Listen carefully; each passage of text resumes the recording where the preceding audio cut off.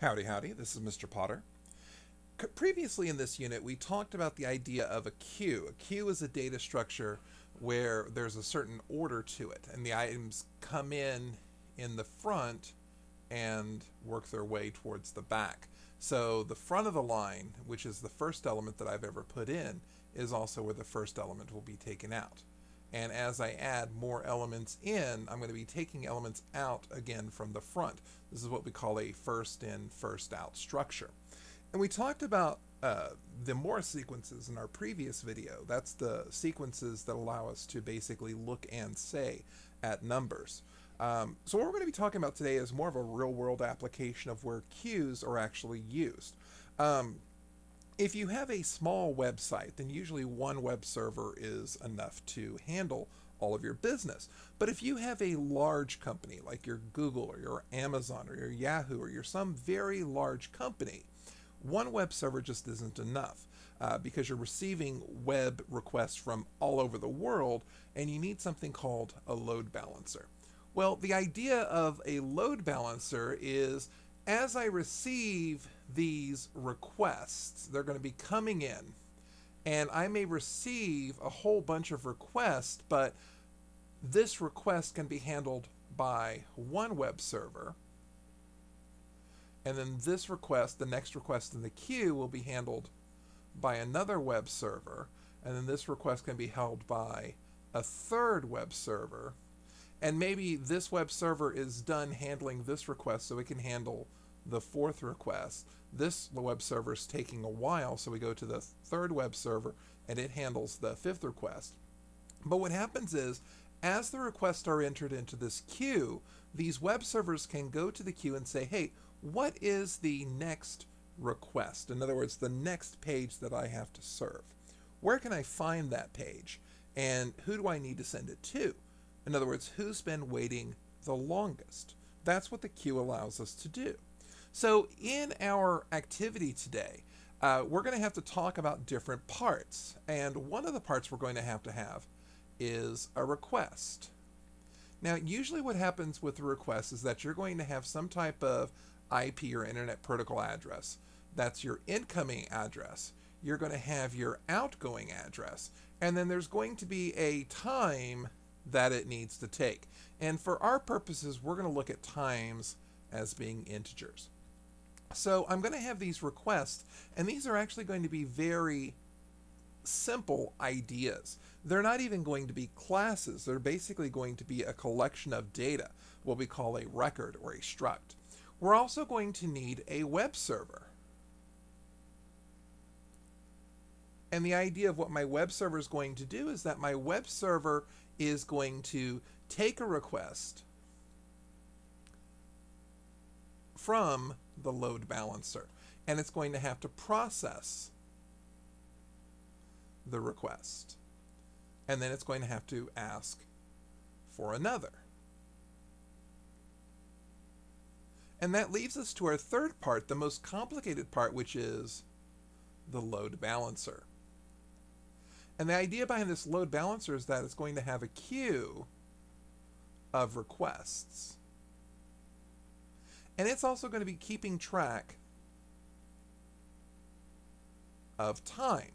Now, time's going to be important for us because each request has a certain amount of time that it takes to be processed. And each web server is going to be keeping track of the time that it started the process as well as the time that it's taken. Has it actually completed the process? So these are the parts that we're going to need for today's activity. So we are going to go to our IDE, and we're going to create our first file. So the first file we're going to have is request.cpp. Now the idea for this request is that it's going to be very simple. So instead of having it be a class, keep in mind a class is going to have private, it's going to have public, and it's going to have functions that go along with it. I don't need all that complication. And so instead of having a class, we're actually just going to have a struct. A struct is just like a class, except one, we don't have to worry about public versus private. everything in my struct is public. And 2, structs don't have functions. So I'm not going to have to do any prototyping of functions. I'm not going to list any functions that I'm going to do. A request doesn't have any functions. A request just has data. So when I look at a request, our requests are going to have 3 things. We're going to have a source, we're going to have a destination, and we're going to have a process time value, how long it takes for this request to be processed. Now, you notice that we are using strings for these processes, so I'm going to include string, and I'm also going to define request.cpp. Now, I'm not doing this so I can do an if and def for request.h, because now I'd be doing it kind of backwards. The idea here is that I want to see if request has already been loaded, because my web server needs to know what a request is, and my load balancer needs to know what a request is. And I can't determine which of those is going to be loaded first, so I'm going to need to put the if and def for both of those, so that if request.cpp has not already been included, let's go ahead and include it. But this struct is very simple. That is all of our file. That's the entirety of that file. So I'm going to go ahead and save that. We're going to create another file, and this is going to be our webserver.cpp.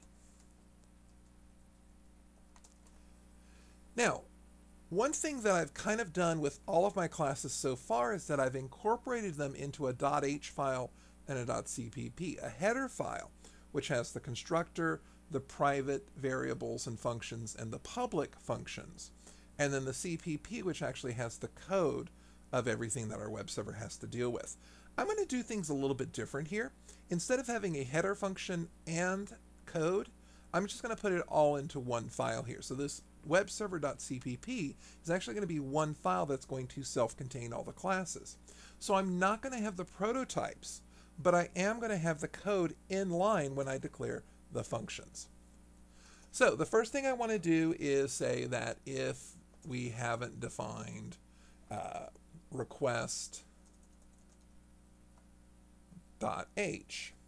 or .cpp, excuse me, then we want to include request.cpp. So that's the first thing I need to do. And if I've included requests, then I've already included strings. So if I deal with strings in here, I'm not going to have to worry about them. So let's talk about our class. So we're going to say class web server. And we're going to go ahead and open this up. So I'm going to have public stuff and I'm going to have private stuff. For my public stuff, I need my constructor, so the web server constructor. And the whole idea behind the web server's constructor is that it has to keep track of several things. In our private, I'm going to have the things we have. Each web server is going to have its own request, which I'm going to call R. That is the request that it's dealing with. It's going to have the request start time, and it's also going to have a name. So I'm going to have each one of these web servers keep track of their own name, keep track of the request that they're working on, as well as the start time for that request. And in my default constructor, what I'm going to do is I'm going to say that the request start time is going to be 0, and that my server name is going to be an empty, not an empty, but a blank space. We're going to talk about how to actually create that web server later. So now what I'm going to do, I've got this default constructor which takes care of these intermediate variables, just gives them some basic information. But I'm going to create an overloaded constructor, web server char c, and the idea here is that I still want to set request start time to 0, but I want to set my server name to be whatever c happens to be. So that way I can actually I have a constructor that just creates a generic web server, and I have a constructor that would set a web server with a specific name. Now in the real world, these servers typically have longer names than just one char, but for our purposes we're just using chars. Now as I run, I'm going to have the idea of adding a request to this web server. So I'm going to have a void called add request, and I'm going to get the request. We're going to call it rec. This is the request that's coming from the load balancer, and I'm going to have the current time because the load balancer is keeping track of the current time. So as I get a request, I'm going to have to do two things. One, this is the request that I'm dealing with, and two, the request start time. In other words, the time that I'm starting this request is going to be whatever the current time is. So if it's been 150 seconds since my previous request and I'm getting a new request, my request start time is going to be at that 150-second mark. And so that's the time that I'm starting the request. I'm going to have to look at my request and see how long does it take to process a request. And I'm going to have to use that to determine if my request has been done. Now, my load balancer may need to know what the request is, so I'm going to have a function that would return it, so an accessor. So a request, get request. And this is just an accessor for that request, so we're just going to return R. So I've got a mutator and an accessor for my request. I'm going to have a char function called getName, which is going to get the name of the server. So it's going to return server name. And then I'm also going to need to have a function called is the request done. So I'm going to say bool is request done. And if I want to know if a request is done, then I want to know if the current time, which I really need to get. So let me get the current time as a parameter. I need to get that time from the load balancer, so int cur time. And I need to know if that cur time is greater than the request start time plus however long it takes to process the request. So that's r dot process time. And notice because our request doesn't have anything that's private, I can access these variables, these instance variables, as just using the dot. So it's just r dot process time. And it's not an accessor, it's not a function, it's the actual variable itself. So if that's true, then I want to return true. So I'm just going to go ahead and return that value. Return the result of that greater than comparison. So what I've got here is I've got a way to create a web server, two different ways in fact. I've got a default constructor, and I'll explain why I need that when we actually get to our main tomorrow. I've got the web server class that allows us to define the server name. I've got a way to add and get the request. I've got a way to get the server name, and then I've got a way to check to see if the request is done. So this is my web server file. Now the last thing that I need to take care of is my load balancer. And because the load balancer is a little bit more complicated, I actually am going to do this in two separate files. So we're going to go ahead and create a new file. This is going to be loadbalancer.h.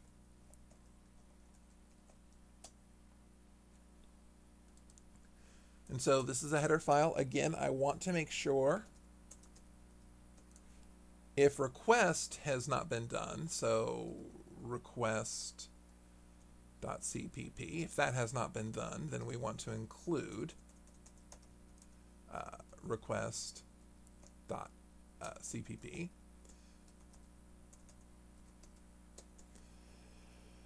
All right, so my load balancer is going to be a class, but it's going to use the queue. So it needs to include our array queue dot h, because we actually are going to have a queue in here that we're going to be adding requests to and taking requests from. So our load balancer.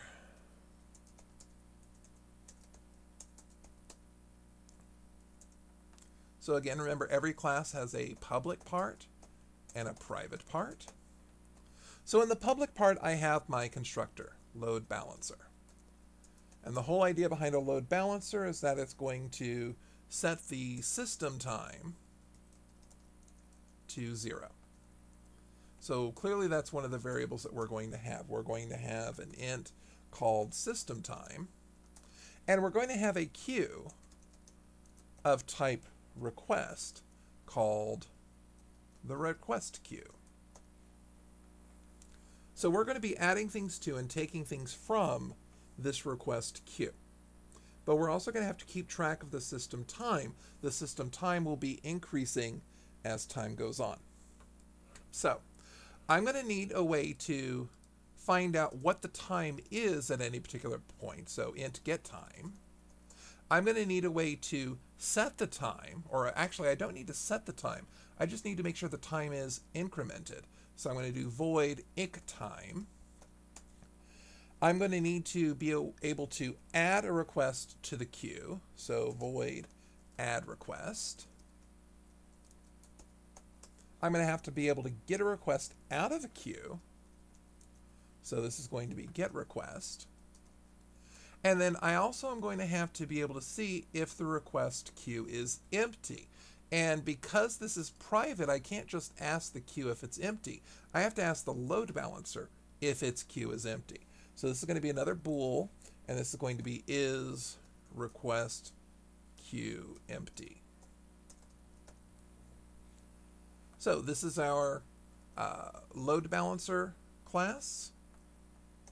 And then we're going to make sure that we include loadbalancer.cpp. Now the other thing we have to do here is I've got this if and def request.cpp, but I also need to make sure that I define load balancer _h. Because remember, our .h file has to have that term defined so our .cpp file can check it. So I've got my header file for my load balancer. I'm going to create one more file. This is going to be our loadbalancer.cpp. And of course, if it's not defined for load balancer _h, then we're going to define, or actually we're not going to define, we're going to include load balancer.h.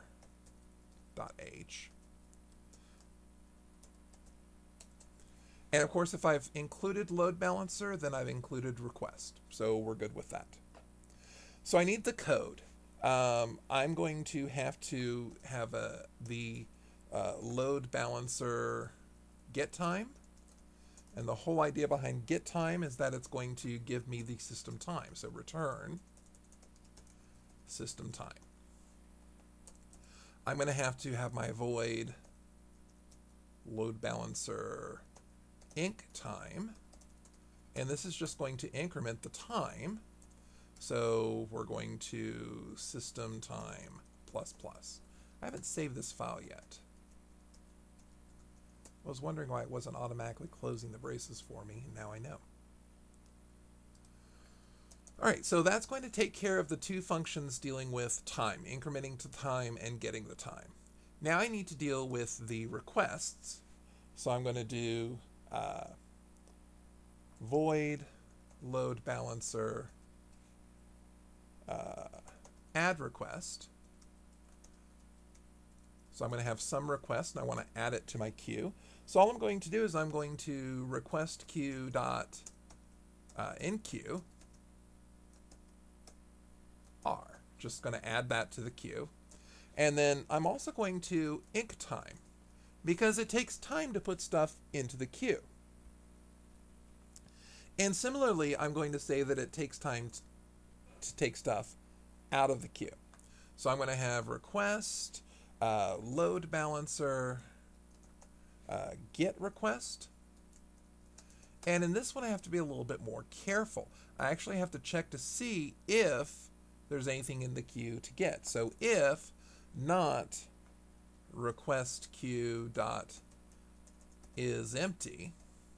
So if that's not true, then I can get something out. So I can say request r gets request queue dot dequeue, and then I can return r. Otherwise, I need to increase the time, and I really can't return anything at this point. So actually, I need to make sure that that increased time actually gets done first. So I'm going to go ahead and put it up here. So I'm going to increase the time. And then if that's true, then return. All right. So there's my get request. Now I need to find out if my request queue is empty. So this is going to be, excuse me, a bool. So load balancer is request queue empty. And the idea here is that I just want to return the result of request queue is empty. And that's it. So that is my load balancer. So what I'm going to do is I'm going to check these files real quick and make sure that they're working. So let's do g++ request.cpp. It's misspelled include. That's horrible. Include string. That should be request underscore CPP. And then it didn't know what string was because we didn't include it. So now if I try compiling it, string does not have a type.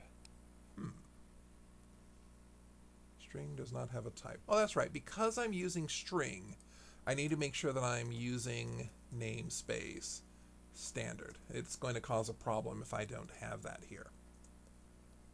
All right. And now I'm getting those relocation errors, which means it compiles correctly. It's just there's no main. So now I want to do the same thing with Webserver. So let's go ahead and compile our Webserver. Okay, so it says expected semicolon after class definition, which of course I need to remember to do that every time I define a class. And it says r gets request is that expected primary expression before the semicolon on line 22. So on line 22, this is my add request method, and it's not r, it's rec. Actually, no, it is r, but it's rec. Okay, so now if I compile, there we go. So we're getting that same thing we're expecting. All right, so the last one I want to do is I want to take a look at loadbalancer.h and loadbalancer.cpp. So I'm going to compile loadbalancer.h, and that worked fine. So appears that there are no errors so far.